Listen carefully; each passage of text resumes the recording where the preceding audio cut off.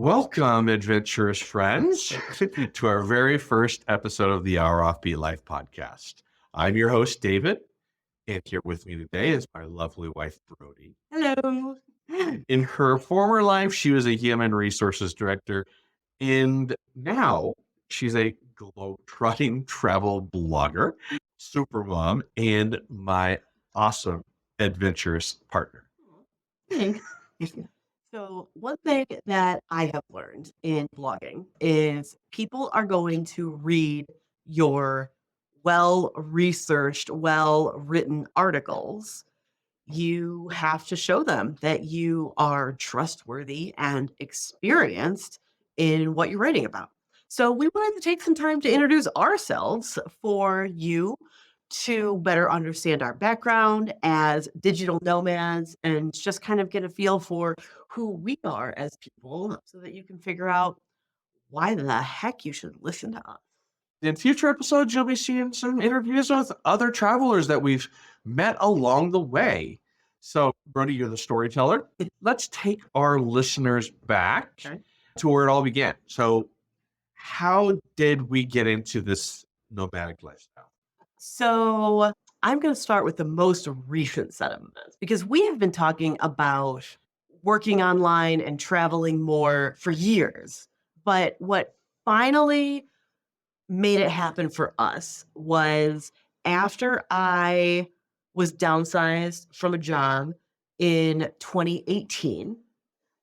You had recently taken on a new job working as an online ESL teacher. We realized after I was downsized that between your remote work and my unemployment money, that we were able to make things work financially. Not happily, but we made it work and we had all the essentials, We're in Chicago. but we were in Chicago and we could make it work on a fraction of what we thought we could make it work. So I had this light bulb that if we could make it work on that amount of money in Chicago, one of the most expensive cities in the US, that we could definitely make things work if we left the US and went full in on remote work. So that conversation was in July of 2018. And 1 year later, we made it happen because from July to June of 2019, I put in my notice at my job and we hit the road. So it took us 1 year, from less than a year, from conversation to execution of the plan. It was amazing. Tell folks, what did we do with all of our stuff, our collected lives that we had accumulated? Yeah, no, that's a good question. We ended up donating a lot more than we thought we would because at first I was selling the big stuff and I was selling the stuff that was valuable and trying to make some money on it. And at the end, we were like, we still have boxes and boxes of stuff that we have not been able to sell. And we were like a month from our scheduled closing date on our place. I just started having you take boxes and boxes of stuff to local donation centers. I posted on Facebook, moving sale, come walk through and make me an offer. And people were literally buying like really good Cuisinart pots and pans for like $5. It was bananas. We did manage to sell all of our major pieces of furniture. And the chicken coop. And the chicken coop and the chickens. Somehow that sold. But it was a lot. And I wish we had been more ruthless with getting rid of things faster. I took all of my scrapbook stuff, all of my arts and crafts, and donated them to a local nonprofit.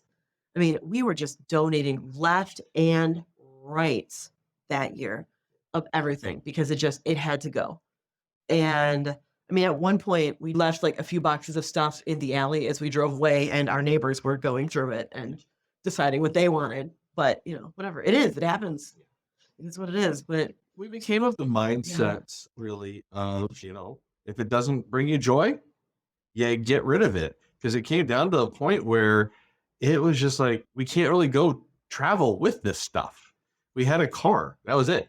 And to be clear, that was the wrong way to do it because my Instant Pot brought me a lot of joy. It really did. I miss it, but I didn't need it. I should have sold it a lot sooner. So, what we should have done instead of the whole, if it doesn't spark joy, get rid of it. No, we should have said, is this going with us? No, it needs to go away now. That would have been a better way to do it. And we should have been much more ruthless with that sort of stuff. Hindsight is really 2020 on this type of Absolutely. thing. Absolutely. All right. So now we're packed up. We're done with that. We've sold the place. That was 4 years ago. All right. So let's give people an idea of where we've been since then. Okay. So we left Chicago and spent a little over 3 months driving around the East Coast of the US to visit friends and family. We were doing a lot of house sitting. I mean, we spent like 3 months straight with like a random day here and there, but totally house sitting all across the East Coast of the US. We were in Virginia, we were in Tennessee, we even house sat back in Chicago for a little while. I mean, it was great. We spent 3 months just kind of working out the kinks as a test run, quote unquote, that I like to say. And then we were back in Chicago. We flew down to Mexico to spend a week at our favorite Riviera Maya resort. And then we came back from that and flew straight to Los Angeles so that we could take a cruise from Los Angeles to Singapore. I got the idea to take a repositioning cruise to a new continent from another world schooling family because they did that from the US to Europe.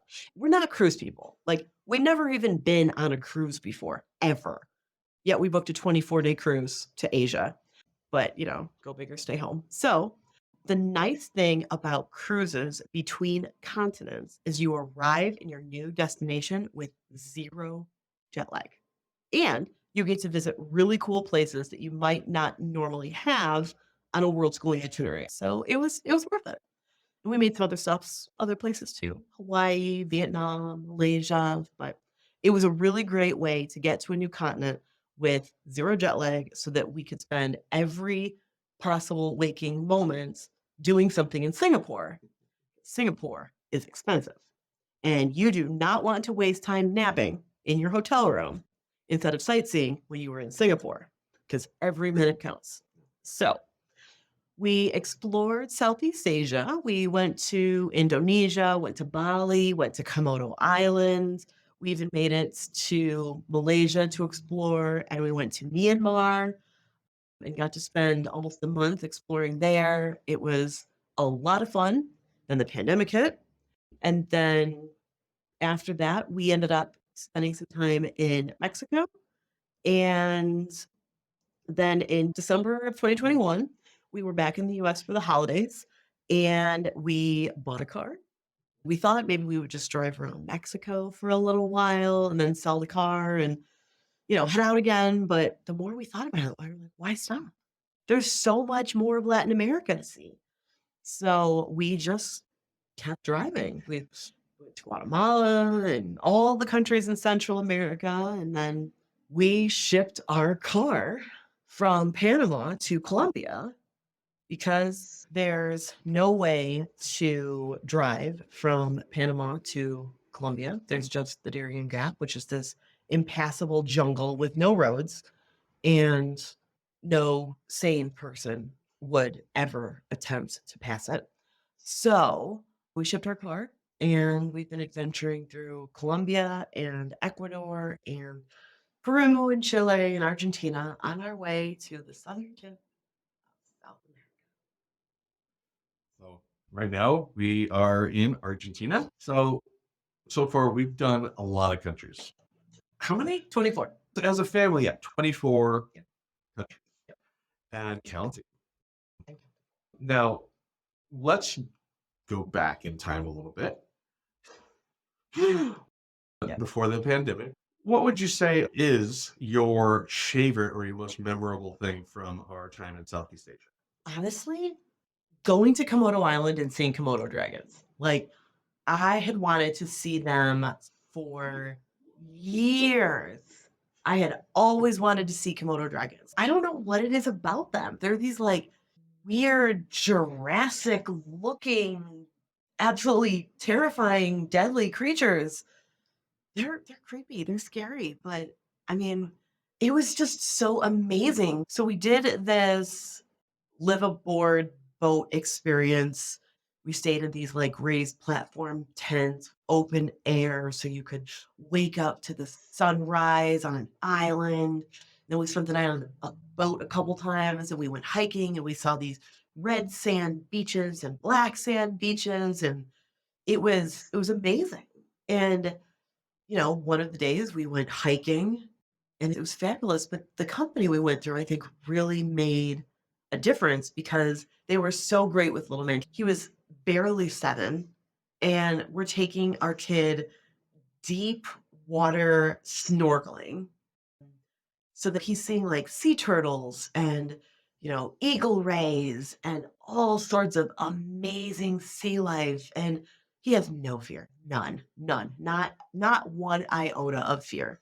And so our tour company realized quite quickly that he needed his own dedicated guide with him in the water because he was here, there, and everywhere, and the company wanted to make sure that we were still able to see things. So they always assigned a guide in the water just for him, and then we could go and do our thing and not have to worry about him. It was amazing. And it was just maybe because it was one of our early experiences in Asia, but that was just a stark reminder of just how family friendly Asia is. Like, as this megalithic mega culture full of microcultures, but everywhere we've been in Asia, before that, after that, has been so welcoming to us as a family, to him as a kid. And it's so refreshing to have these amazing family adventures and know that random strangers on the street don't see my kid as an annoying hindrance for his exuberance and fascination with every single living animal on the planet. It's just amazing. I loved it. So that was my Asia number one experience that I loved. I want you to talk about Central America. It shouldn't be all my experiences. So tell us about your favorite experience. Well, in Central America, I would have to go with Guatemala, Why? specifically Antigua. On Mhm. this journey, we skipped Tikal and everything because we'd already done that a few years Mhm. back. Yeah.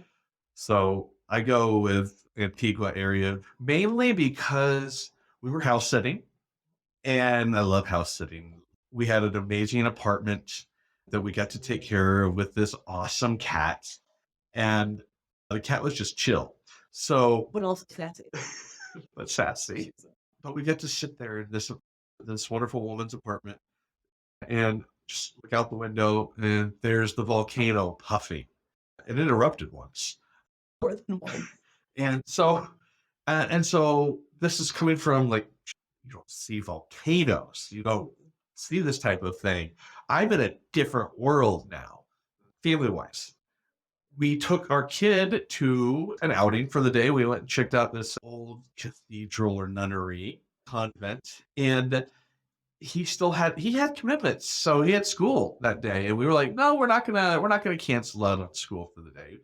So we pull out his iPad, and he's sitting in the old pulpit and just does his class. Not very many tourists there at all. It was like almost nobody there that whole time. And so he's doing class, showing off everything, showing off the ruins to his class. And I was like, all right, this lifestyle is really working. And I think I see a lot of potential for it. So that was one of the big go-to moments in my head that I was like, oh, this is really going to work. All right. So I gave you a little bit there about Yep. my No. Central America. No, that was a good one. That was a good one. We've been in South America now for what, 8 months. Yep. What sticks out to you from South America so far? It's hard. We have done so many things that have been on my bucket list forever. here that I don't know if I can pick one. I'm gonna have to give you two. Okay. So one of them was when we were leaving Colombia and we were crossing into Ecuador. Right on the border, there is this amazing Gothic style cathedral. It's called Las Lajas, and it is beautiful. There are no words to describe it because it's this gorgeous, like I said, Gothic style cathedral, but it's in a canyon in the cloud forest overlooking this river. I mean, it's like something out of time. I almost expected like Belle to come through singing. Like it doesn't belong in what I would have expected of Colombia. Like it really looks like something that should be in the mountains of Europe. It really does. It's amazing. And I've wanted to go there for at least a decade because it's amazing. And I heard about it and I was like, normal people don't go there. I want to go there. I've always wanted to see it. So we got to check that off my bucket list. But we also got to go to Machu Picchu in Peru. And that was on my bucket list too.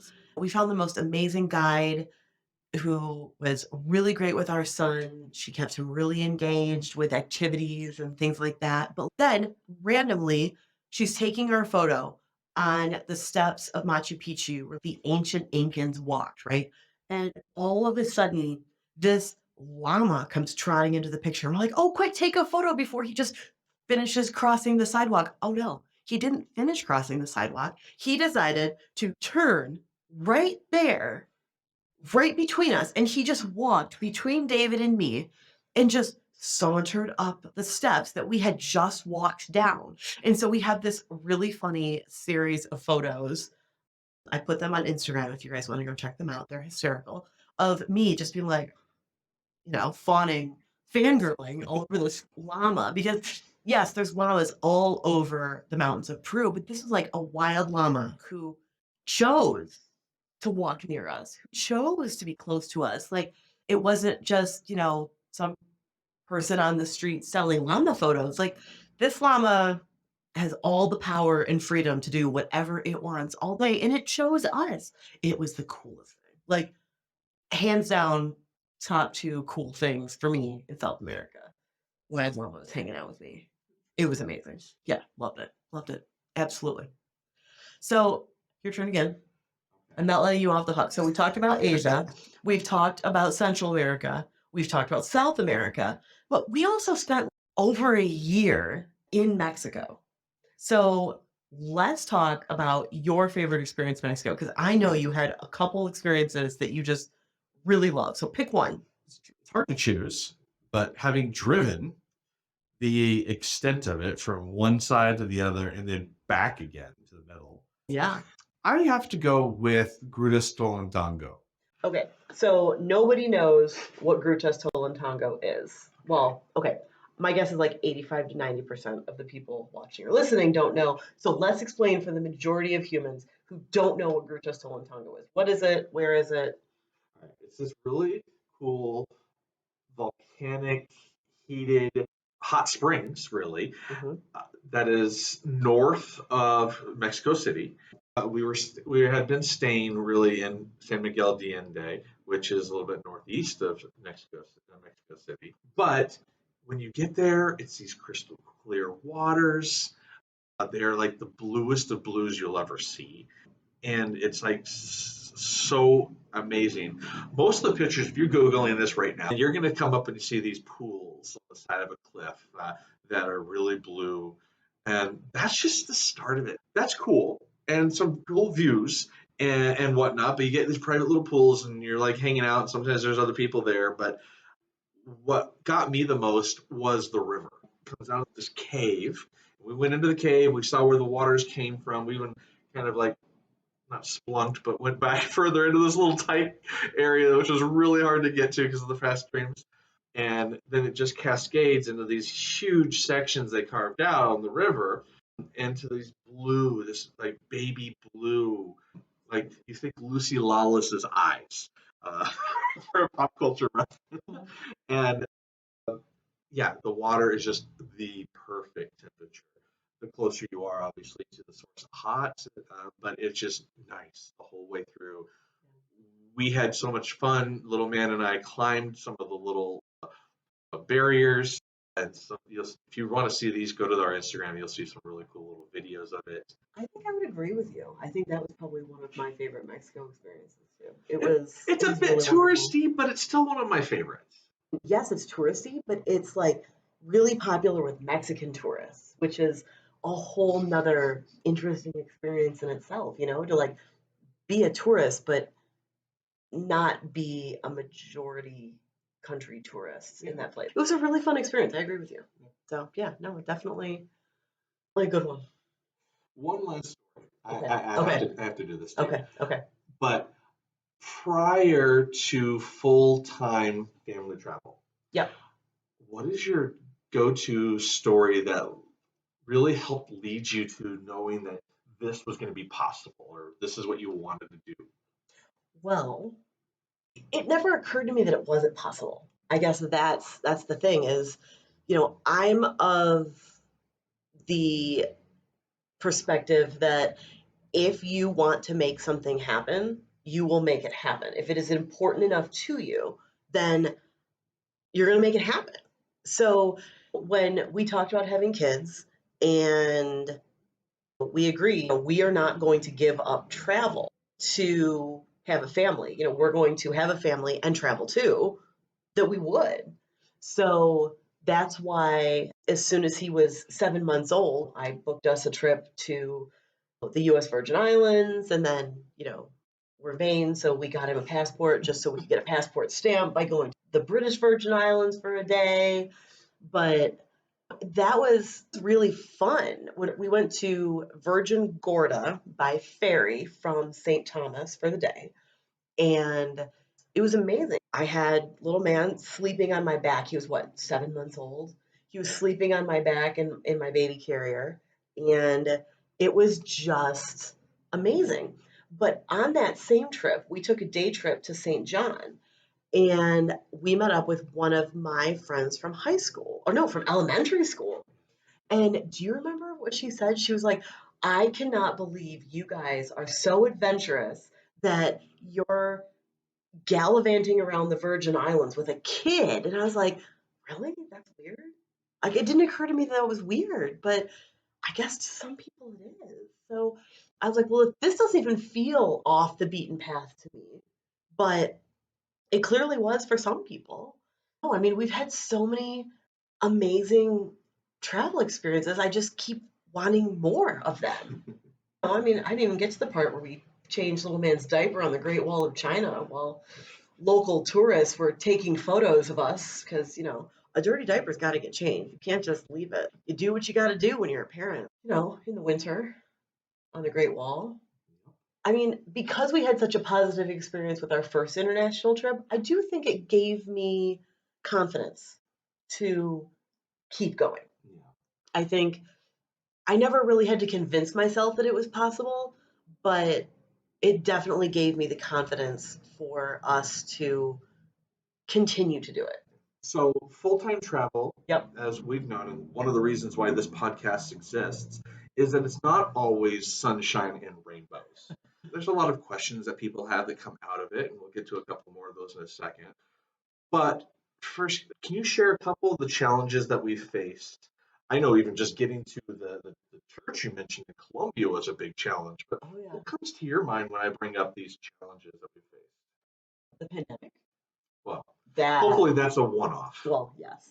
So I do want to talk about it a little bit though, because I think that our experience, it's more in depth than other families will experience. Everybody's going to have a challenge at some point, right? But we were in Malaysia at a World School pop up with a few dozen other families, and we knew that COVID existed, we knew it was around, but it honestly never occurred to me that the world would change so dramatically. So we had friends who were being told by some of their travel insurance companies, if you don't leave, we are not going to cover you anymore because the country that you're in is a stage whatever risk factor. I think it's like stage 3 or something.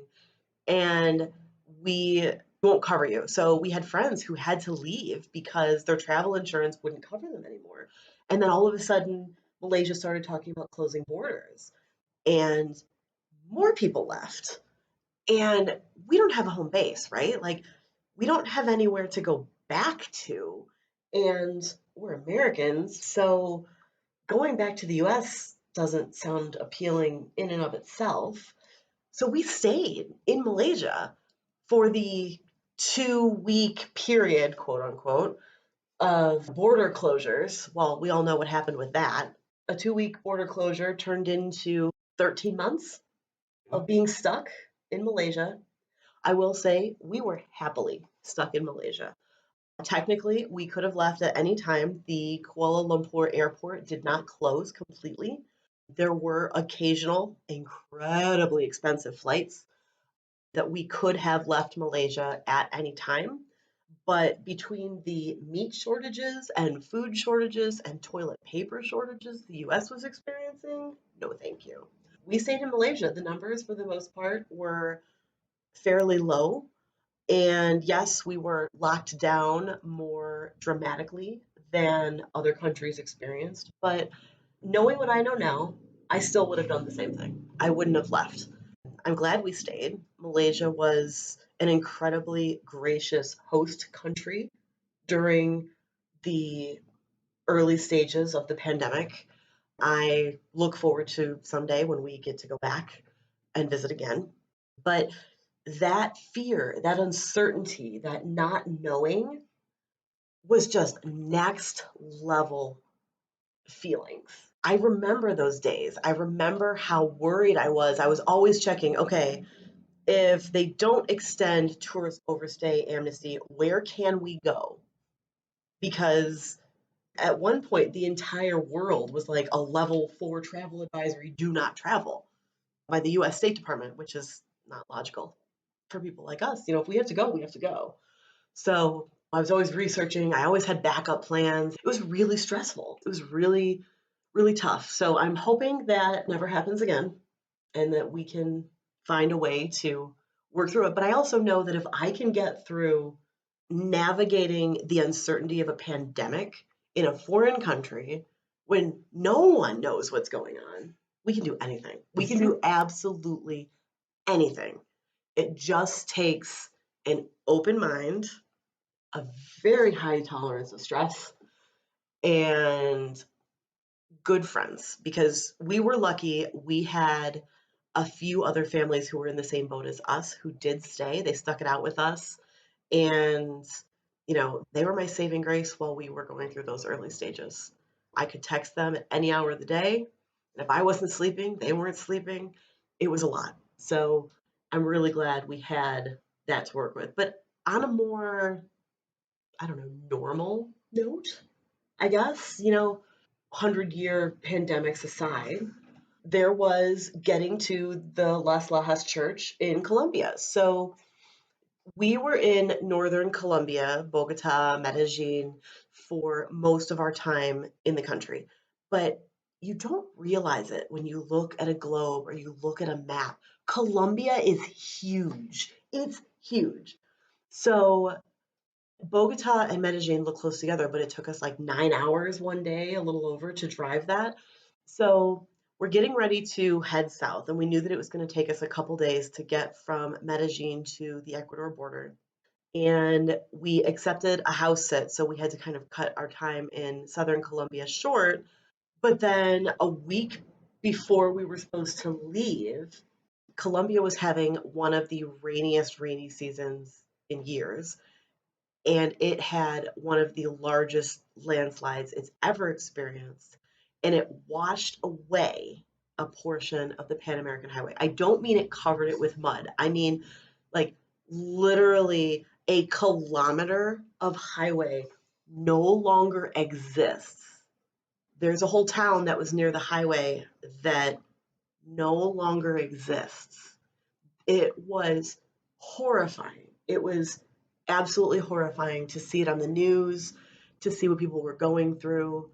And that was the road we were supposed to be driving to get to the Ecuador border. So we didn't know what to do. So we were just looking at all of our options. And ultimately, the choice that we made was to drive from one town on the Pan American Highway off the Pan American Highway on this 2-lane road that was now dominated by semi trucks going through what we were going through to this little town in the Colombian Amazon called Mocoa, which actually was really fun. I wish that we had had more time to explore Mocoa because Mocoa is the gateway to the Colombian Amazon. Like if we had more time, I would have stayed and maybe done some river tours or some really cool tours from there into the Amazon to explore more, but we had our houses to get to. So we drove the Trampoline de la Muerte, which translates, yes, that you probably know what that translates to, the trampoline of death. That is the name. It is one of South America's death roads. And we drove it from Mocoa back to a town called Pasto on the Pan American Highway. We drove the trampoline of death as a family in our Toyota 4Runner.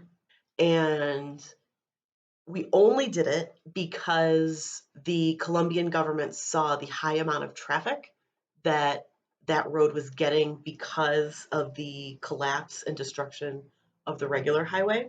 So they were opening it one direction per day. So east one day, west the next day for traffic. That said, it was still really scary because it is mostly dirt.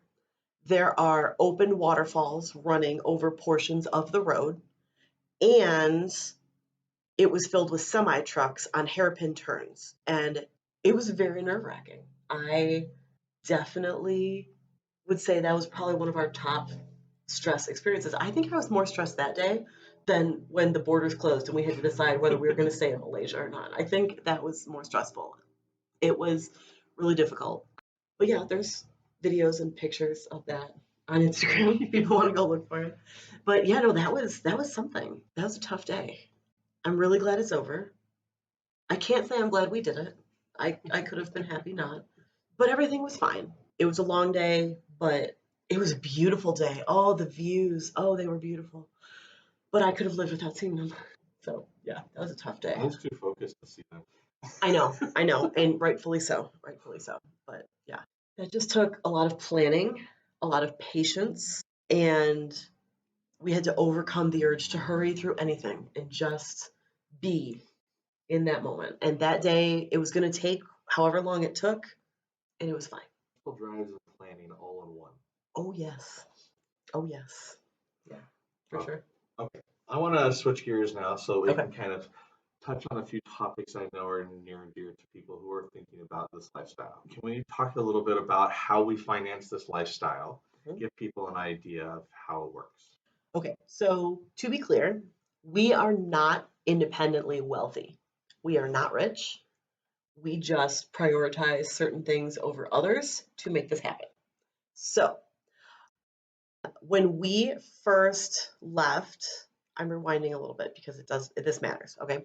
So, when we first left to travel, I had no source of income and we were living exclusively off of David's ESL teaching income. He got to be the breadwinner for a while. It was pretty great. So we lived exclusively off of that until 2021 when we left Malaysia and went to Mexico for a while. And the summer of 2021, there were some changes with the Chinese ESL online teaching industry. Some new government standards basically resulted in like 90 some percent of the industry shutting down. So it was tough. It really was. And, I'm not really going to go into like how and why the standards changed because, quite frankly, I don't understand. It's government stuff way beyond my scope. So we're just going to let it go with that. You can look it up if you were interested.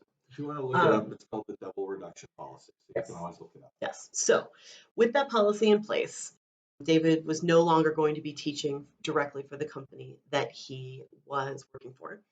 He did have some students who were interested in working with him privately. So he kind of scrambled and put together a curriculum and retained some of his students, and that got us through for a little while. But since then, we have branched out and I have monetized my travel blog at no additional expense to my readers. So I provide a really high level of assistance for family travel planning with a focus on Southeast Asia and the Americas. But David is still doing some online ESL teaching. I do some SEO, which is search engine optimized freelance writing and editing. And David runs another website called The Tutor Resource, which offers online teaching materials and curriculum subscription style for online teachers and tutors who are working with private students or working for a company that doesn't provide resources also to so that they have materials to use. So the double reduction policy seemed like the end of digital nomad life for us, but we've actually pivoted in like several different directions and we are making more now than you made most months teaching online outside of pandemic shutdowns. Outside of that. But I would say on average, we probably are living on $3,000 a month or less. Most months. I mean, there's a couple months where it's more. Like when we were in Cusco and went to Machu Picchu, that was an expensive month because just for the three of us to go not on a guided tour, it was like $500 almost. But the fact that we have the flexibility to be able to kind of upsurge for big things like that is important. So that's why I say most months. So there's some months are more, some months are less, but on average, I'd say $2,500 to $3,000 a month is kind of our average living expenses. For new families out there looking to get into this lifestyle, one of the things that really helped us get into it originally is we ran into a nice couple and they shared their expenses with us and showed us exactly what they used to live on. And they had a family of 4. We have a family of 3. So we're like, oh, if they can make it work, Absolutely. so can we. So if you're interested, you can always reach out to us on Instagram. We can talk through things and see how our budget is so you can see if that's the kind of thing that works for you as well. I will say I'm not so organized that I could send you a budget spreadsheet. No, she I'm was. just not. Like that's I use spreadsheets for a lot of things, but tracking every single expense our family has is not my forte. But I also do want to say we do local fun things. We go to free days at the museums. We go to parks. We go to playgrounds. We go on free walking tours, but we also do fun stuff. You know, for little man's birthday, we went to the hot springs and we went bowling and we went out for sushi. On my birthday, we went on a winery tour. So we do spend money on activities, but it's not like a vacation where you are packing in every activity a location has to offer in a single week. So we are where we are now for a month, and we go out probably 2 or 3 times a week to do activities. And then the other days we stay in, we chill, we relax. Sometimes we'll watch a family movie, play board games. It's about balance. So you don't go into a digital nomad lifestyle thinking because you're traveling all the time that you are going on paid overpriced excursions all the time because you're not. Just to give you an example, the last 2 days for me have been car work. I had to go get an oil change. I had to get tires on the car, different things. You're still doing the same kind of things you would do everywhere. We go to the grocery store every week. We don't just order out or go to restaurants all the time. It's still life. It's just life on the road. We do go to restaurants. Not all the time. No, but we do eat More than out, once. So I'm just saying, like, when you're looking at our budget, quote unquote, because when we find English speaking movies in theaters, we go. So it's not always just the local amazing church sites or Well, salt mines or exactly. XYZ. It's normal day-to-day life. So long answer to a quick question. And of course, we can't go anywhere without education. As we do travel with a child. We do? Yes. Oh, we do. Uh, yes. So Just kidding. Just kidding. So everybody always asks us about education. What's it like educating our son? Let's talk about that a little bit. Any specific strategies, things like that we use, resources? Our education style has changed, and it's always changing. So that's the one thing that I love about world schooling is it can adapt to your family and your needs. It doesn't there's no one size fits all solution for everyone, which is good and bad because you have this ultimate flexibility, but then you're like, what do I do? So, that said, we started out completely unschooling, which worked really well because it was pre pandemic.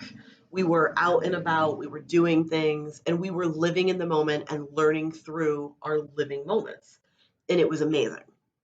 And then we went through the pandemic and the lockdowns.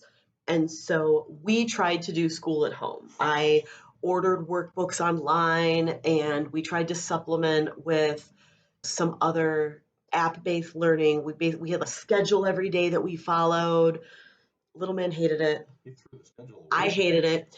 He would hide the schedule. It was awful. So we realized that unschooling ishness works for our family. But it's really hard to learn through life when your life is at home 24/7 because there's a lockdown. So as soon as the lockdown started to go away, vanish, as soon as things started going back to some semblance of normal, we let up on that a little bit. We did start experimenting without school about that time because I really liked having access to online education that didn't necessarily offer resources I could provide. Little man took this really great out school art class, painting. We hung his paintings up all over our apartments, and it was great because I'm not an art teacher. I can't teach painting technique. And so we really, really liked that. And then when we left Malaysia, went to Mexico, we just took a little break to see how things were. And then there was another COVID strain hitting, and Mexico kind of went into this like partial lockdown. So, like, kids weren't allowed in public places, but nothing was really closed. And it was weird. So, we found this online school that was very like self directed, which is right up our alley. And we started with that in July of 2021. So, we've been with the school now for 2 years. And the school is called Cubrio XP, and I can put a link for it. We can put the link for it down in the description. And what I really like about it is he has a daily check-in with the same group of kids every day, Monday through Thursday. School is only 4 days a week, which I like because then we can still go do things on weekdays, which is usually less crowded for the touristy stuff. So he goes to a check-in, which is like a homeroom, and they'll do anything from like an educational activity to a social activity, different things. And he can also choose other things. He's learned how to build video games through Unity. He does history, he has science. He was doing foreign language for a while. He was doing music, using technology to write songs. So he's been able to explore a lot of different things that we wouldn't necessarily have the skill set to teach him. He got really into scratch coding for a while and different things. He even was taking art classes for a while. So he gets to kind of try out different things that he likes, and I don't have to be the expert in everything. So I really like that. But the school is actually geared towards world schoolers, traveling families. So if we want to skip school for his birthday to go to the hot springs and sushi, we just tell them we're not going to be in school on Monday. And they're like, okay, have fun. It's really flexible, and there's no one coming after us to say, oh, you missed too many days of school. Your child is truant. We had that problem before we left to travel full time with the public school because I would book vacations for when we felt like going and not for a school break because it's cheaper to travel that way. And so I ended up telling his homeroom teacher and his principal, this is what we're doing. and he's not going to be doing homework or makeup work while we're gone. He will just have to figure it out when he gets back. If you have problems with that, you can talk to me. You cannot talk to him about it. It is not his fault. It is my decision. So thankfully, we were with a school that was actually pretty cool about it, or they pretended to be because they never gave us any trouble. So it was good. But we were only in public school through what, end of first grade. So yeah, I'm sure that the second grade teacher would probably not have been as flexible from what I heard. But oh well. We became digital nomads, so we don't have to worry about that. So we really do lean toward unschooling because when you're living a life like this, education doesn't have to happen every minute of every day. And kids don't have to be in a classroom for 8 hours every single day. I mean, when you're learning about science and biology because you're on an island full of new and different animals, when you're snorkeling and learning about aquatic life because you see sea turtles, that is so magical. When you're learning about history because you're at Machu Picchu. I mean, it it's a totally different type of learning, and you do need to be intentional to make sure that kids have an opportunity to find things that they're interested in. Like right now, little man's into animation.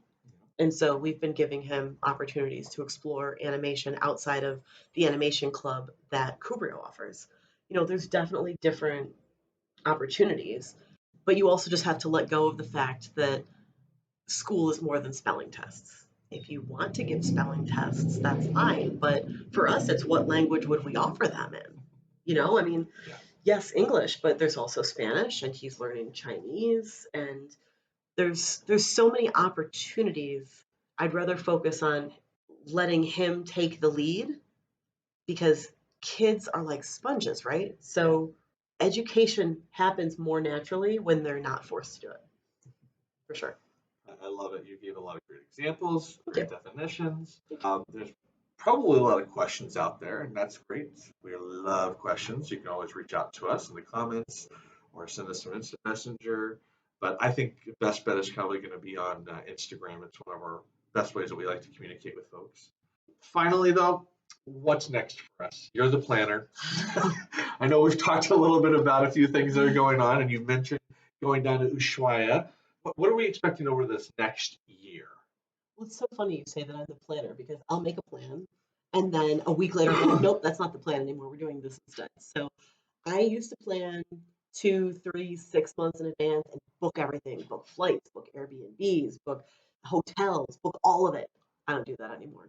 Like we're here for another week. We leave a week from tomorrow. I've booked nothing. Nothing. We have nowhere. We entered Argentina. We didn't have a place to stay. So, I'll just find it as we go. So I love that he calls me the planner because that has become my travel planning style. But big picture, we are driving down to Ushuaia, Argentina, so we can see the southern tip of South America. Then we're going to be heading back up to Buenos Aires for a few months to kind of chill and relax after almost 2 years of driving and not staying anywhere more than a few weeks. But we're also going to be having a pop up, a World School pop up in Buenos Aires. Everyone is invited. We will definitely be putting a link for you to check more out about that. It's going to be 1 week of a custom created itinerary by me. I've been researching for months. It's going to be amazing. And basically, we provide the community opportunities, we provide the sightseeing and activity opportunities, and you get to book wherever you want to stay. You get to eat whatever food you want to eat.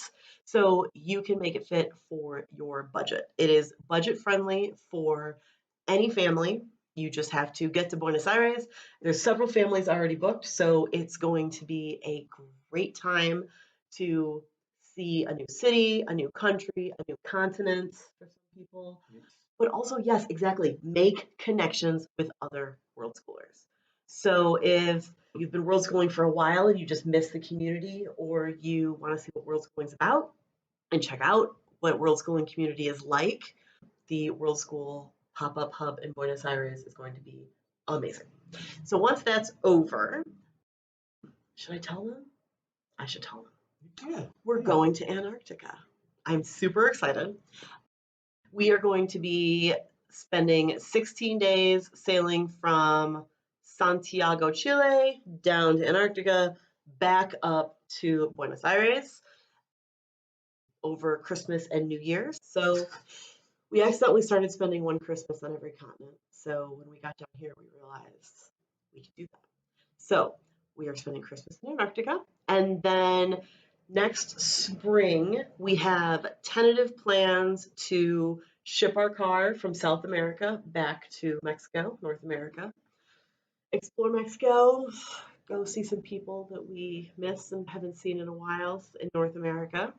And then we are taking another cruise. It's going to be LA to Tokyo, attempt two, part two.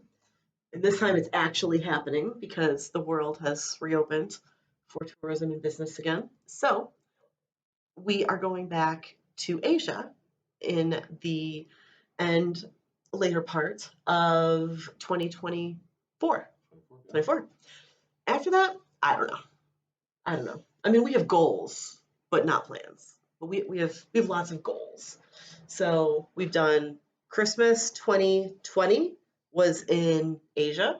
Christmas 2021 was in North America. Christmas 2022 was in South America. Christmas 2023 is going to be in Antarctica. Christmas 2024, maybe, hopefully, will be in Australia. And then after that, we have 2 more continents to plan for, but that's too far away. We can't plan that far out yet. I haven't even booked a place to stay for us next Saturday night, so I got to work on that. So that's it. That's amazing. So that gives you guys an idea of where we've been, where we're going, and why this podcast exists. We're wanting to give everybody a chance to hear the stories. If you're curious about this lifestyle, if you're in this lifestyle but looking for answers or to make connections, Or inspiration. Yes, there might be some inspiration. Maybe you want to do 7 continents, 7 years. I don't know. One thing I want to emphasize, because we started out our travels really big. We literally went to the other side of the world to start world schooling. And you don't have to do that if you don't want to. There are families who are from the US or Canada and they have an RV that they vacationed in for years and they decide to just travel full time in their RV around North America. And that is a perfectly acceptable way to world school. You don't have to fly to every continent and travel all over the known world like we've been. To be fair, our first 3 months of world schooling was driving around our home country, the US. So the point isn't go far or don't go. The point is go wherever or however that ends up being, because it's an amazing experience. And that's why we want to share all these different families' experiences with everyone, because there isn't a wrong way to world school. And I think that people are going to get a lot out of hearing from families because they're not all like us. Some families are big, some families are small. It's different. To that point, over the course of this podcast, so what we've got planned for you so far. If you're watching this right now, there'll be a couple episodes already up for you to go ahead and binge and hear what this is about. But we're going to be talking to people who are single parent travelers. We're going to talk to people who come from different types of backgrounds. Some that are from the US, some from Canada, from Malaysia, from all over the world. They're not all just going to be the same person. We're starting with a lot of the folks that we've met in our travels over these past 4 years, branching out into some new relationships that you're going to hear. So our goal is you're going to see one of these new interview styles every week. That's what we're going to try to keep up with, at least going forward. We want you to get the most out of this. If you've got burning questions that you want answered on these, send them our way on Instagram so we can make sure we work them into these episodes as we interview folks. But yeah, that's kind of the goal. Do you have anything to add to that? No, I don't. Just make sure that you subscribe and turn on notifications so that you find out when the next episode drops, because I guarantee there are some stories you do not want to miss hearing, because they amaze me, and I feel like I've been around on this for a while, so don't miss them. All right. Well, thank you all for tuning in to the Our Offbeat Life podcast premiere episode, where we bring you the most inspiring stories of transformational stories, starting with our own journey, moving into journeys of others. Occasionally, we will pop back on together here, hopefully, and give you some updates. But if you're ever curious about what's going on with us personally, check out our Instagram. It's probably one of the best places. Join the mailing lists. Brody is amazing at keeping people apprised of what's going on with us with our weekly emails. So again, like she said, don't forget to subscribe to this podcast wherever you're listening to it, whether you're watching the videos on YouTube or listening to the audio. We love to hear your comments. All right. Well, thank you all. Take care, guys. Bye.